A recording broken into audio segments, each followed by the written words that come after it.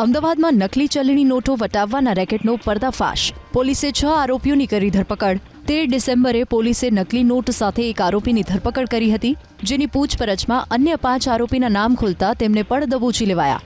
પૂછપરછમાં આરોપીઓએ કબૂલ્યું કે અગાઉ તેઓએ 100 રૂપિયાના દરની નકલી ચલણી નોટો છાપી હતી, જેને વટાવવામાં સફળતા મળતા 500ના દરની નકલી નોટો પણ છાપવાનું શરૂ કર્યું. આરોપીઓ પાસેથી 1,23,000ના દરની નકલી ચલણી નોટો મળી આવી. નકલી નોટોના નેટવર્કનો મુખ્ય આરોપી ઉમેશ જાદવ નામનો શખ્સ છે, જે મધ્યપ્રદેશમાં નકલી નોટો છાપતો.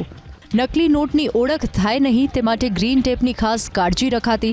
હાલ તો પોલીસ ઉમેશ જાદવની શોધખોળ શરૂ કરી રહી છે. અન્ય 6 આરોપીને કોર્ટમાં રજૂ કરી 12 દિવસના રિમાન્ડ મેળવ્યા છે.